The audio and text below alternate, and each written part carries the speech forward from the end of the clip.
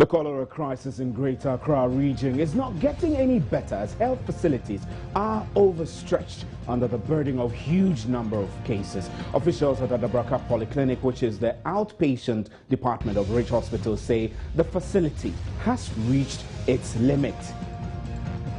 Hospital that has only 7 beds, so a 7-bed ward, now having to cater for about over 60-70 inpatients at a time is quite a strain. It might come to a time when we might have to partner another facility to support us. We are reaching that time because we are almost getting to our limits. Looking at the numbers coming in, if it continues at this rate, we will be overtaxed. And as the rains come in, things might get worse, requiring tougher measures, including a complete ban on food vendors. There's been a lot of talk about where the patients who have cholera get their food from, and the majority of them seem to have bought their food from the roadside. I think it's time EMA looks at that side too and see whether there will be a mass screening of all the food vendors, or probably even place a temporary ban on the sale of food by the roadside for about a week or two, see if it will have any positive effect on the cholera outbreak. So on the back of the alarming cholera trend from Ho to Accra to Swedro, would government consider vaccination as is currently being done for South Sudan refugees in Ethiopia? How viable will it be to ban public sale of food? As evidence show, majority of people infected with cholera ate food from street vendors. We'll be getting the answers right here on today's big story with me, Stephen Anti.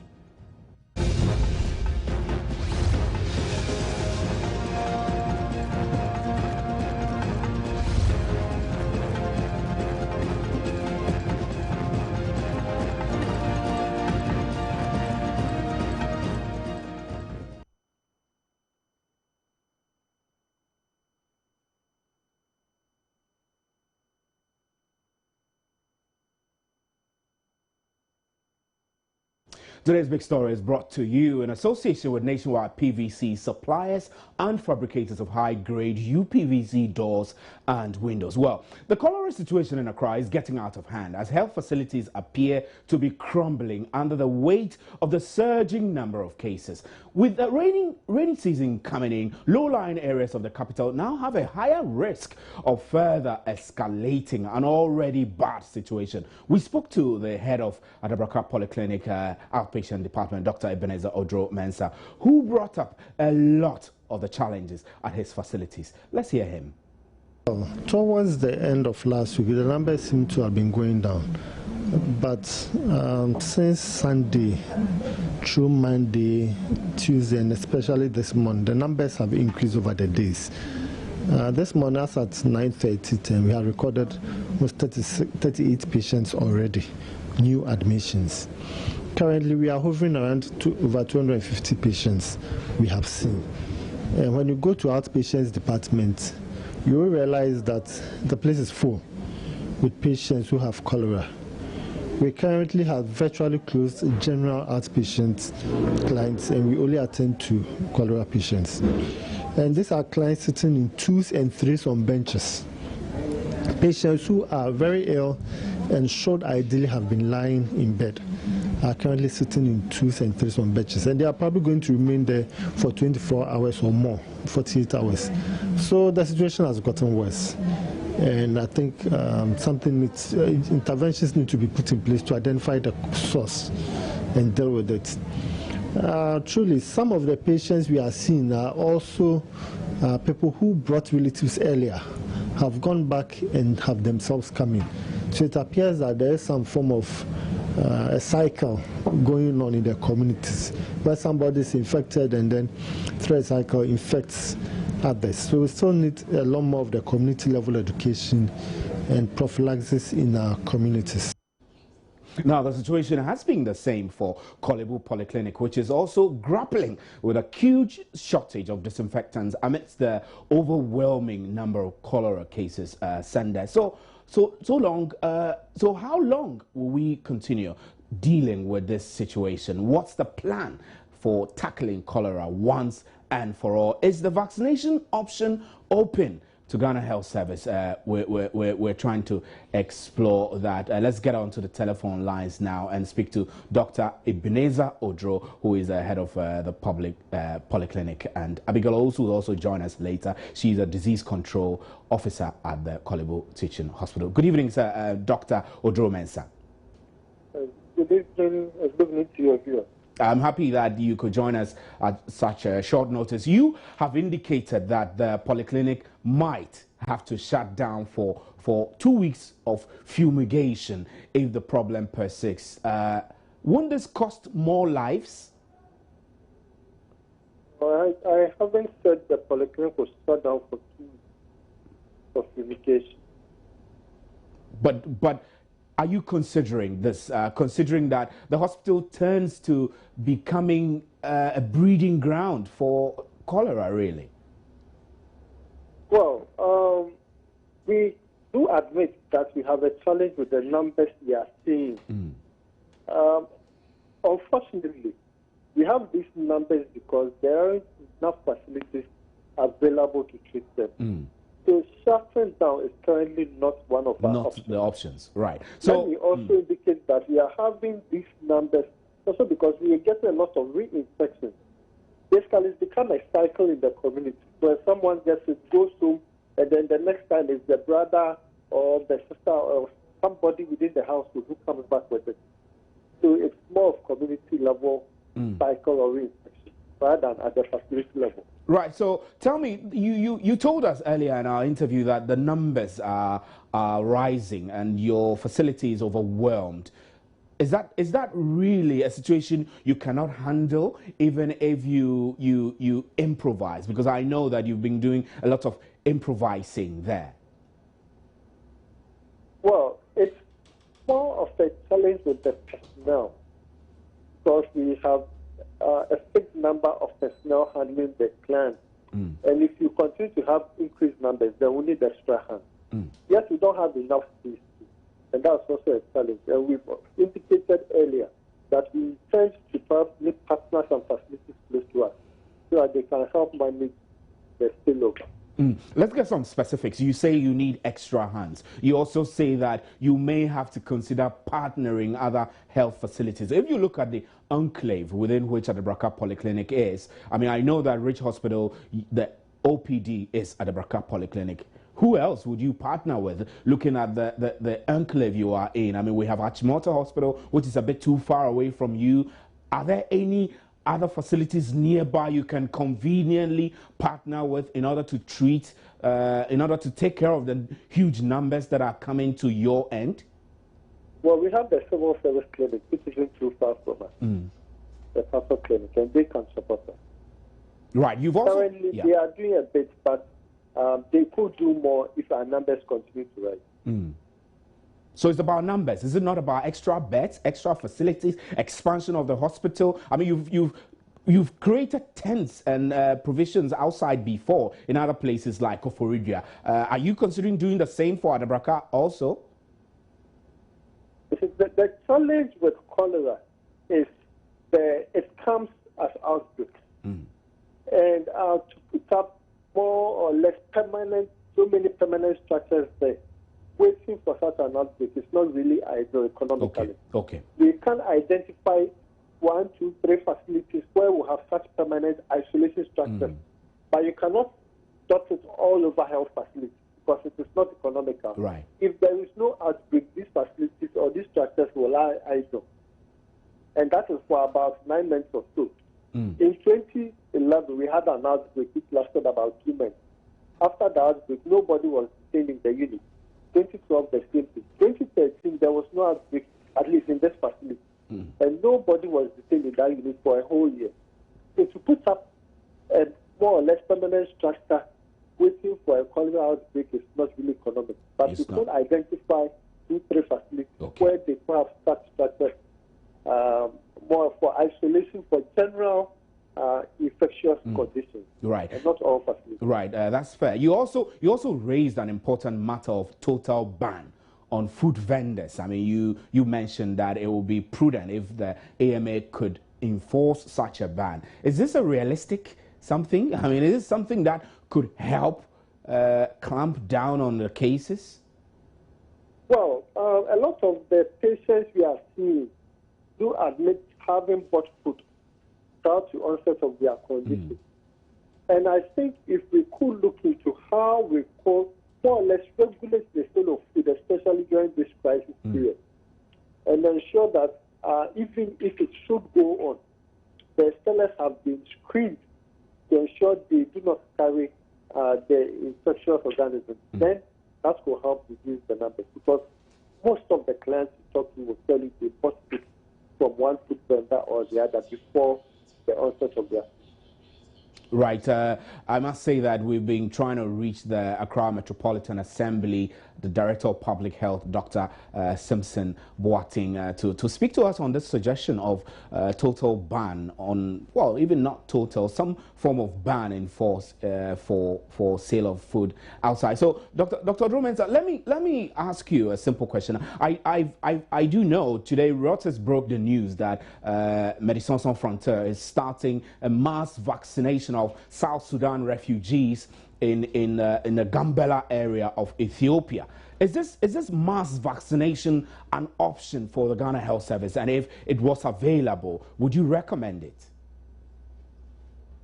Well, the passes are short-lived. They last about 3 months. If available, probably they could help. I don't know if studies have been done to suggest its usefulness once there has been an outbreak. It is a good preventive measure, but once there has been such a large-scale outbreak, I don't know how useful it will be. Let's also keep in mind that the primary cause of the cholera infection is insanitary conditions and improper disposal of. So those are what I think we should look at. We should also look at the issue of cost. But this is a question I believe that the regional health directorate or the national level should be able to help. Right.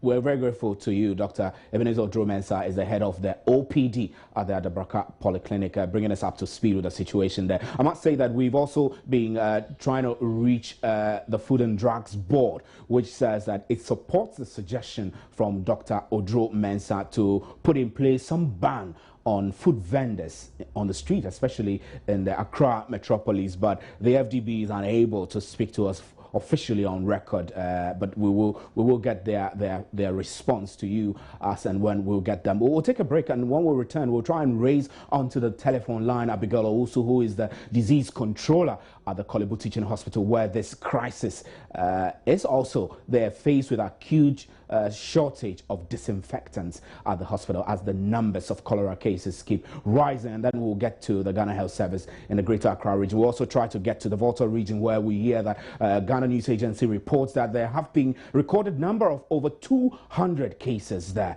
We'll bring you up to speed with all the cholera angles here on today's Big Story. We'll be right back.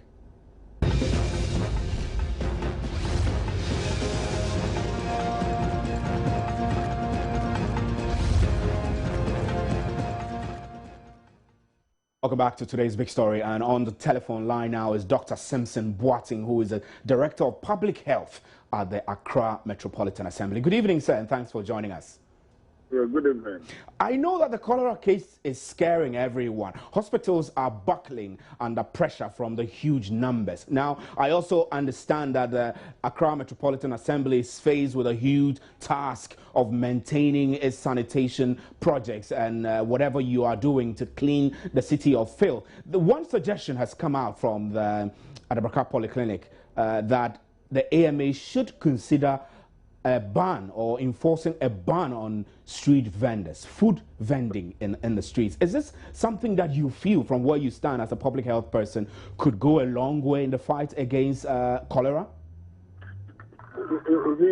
Ideally, that is what should be done. But the reality is that we cannot ban everybody from, because Accra is a very big thing, that there are people just passing through, people, visitors in the city, they don't have their homes. They have to rely on this vended food. And therefore, I think the suggestion should have been the banning of people who food are prepared under unhygienic conditions. Yes, I agree with that. But to totally go out and ban everybody, I don't think it is the right thing to do. You feel that will be more like a knee-jerk reaction without specifically tackling the core issue of sanitation? That is it. So I think what we should do is, we have environmental health officers whose duty it is to go into the communities to fish out for these people vending their food under unhygienic conditions, preparing it under unhygienic conditions. You see, these are the people we should target. We can, and like we are always doing, we go after them and actually steal and destroy their food. But we cannot say that everybody is vending food has a problem. No, because a whole lot of them are also doing the right thing. I see. So, I mean, the center of this discussion is sanitation, proper disposal of liquid and solid waste in the city. This is a huge problem. Tell me what the AMA is planning to do with this from the public health angle. I mean, I know that you could tell us a lot about what the AMA is doing in terms of upscaling on its work of disposing liquid waste and solid waste, etc. What's the plan? Yeah, the plan is that, recently we had problems with the final disposal site, for the solid waste. First, before then, we were dumping everywhere. We had places like, Wager, like Marab area, where there were open, places where we were dumping. Now we had to cap all these areas. We had to stop dumping all these areas and cap them. So there was only one thing we could do, that is to go to home, which was the only engineered landfill site for the Greater Accra region. So everybody was going there. So what it meant was that people could not do the number of trips in a day as they used to do, the contractors. So that resulted in the ease of, rescue that we found all over the Accra. But fortunately for us, we have gotten two places now. One is near Amasamako in Sumia, and then the other one is at Marab area, and that is called Somitra. We have already started dumping in these two places. So there's no need for us to be going to home as we used to do. So this is one of the things. We are also thinking of we are also actually consulting what we call transfer stations. Transfer stations, this gathered during the daytime will be sent to the transfer stations, and then at night we are gradually evacuated to the final disposal site. So right. And in addition to this, we have also acquired a very large tract of land, which we are going to develop into an engineered landfill site. Where is this? Is this the same engineered landfill site that is at Pong, that is operating over the capacity? No. That is different. You have just acquired a land. Even Texas compost farm is also going to be engineered. That landfill site. So all that you're telling us, Dr. Boateng, these are for solid waste. What about liquid waste? The AMA recently had to be slapped with a court injunction, which was taken on by the EPA to stop dumping liquid waste into the sea at Lavender Hill. Is there any plan for a sustainable disposal of liquid waste in the city of Accra? What are you doing? That's a big deal because cholera comes from feces. Very serious plans. The AMA has acquired some digesters, and it is near the fire service training school. If you go there right now, you see that the place has the condom. You understand it? And we have acquired some digesters there. About 6 of them. We are also installing some, or have already installed digesters at Lagos. We are also going to, reactivate the sewer lines. The sewer lines. The model plant, which treats the liquid waste before it is discharged into the sea, has also been renovated. You see, so these are all serious plans to make sure that the fecal matter, which is discharged directly into the gets treated before it is finally discharged. Oh, so Dr. Boateng, so the plan is still to discharge into the sea, all right? I mean, because you use the digesters, you're telling us to break it down and still go ahead and discharge into the sea? No, of course, the digesters, it is not everything which is now going to go to the sea because fertilizers will be churned out of this liquid waste. You understand it?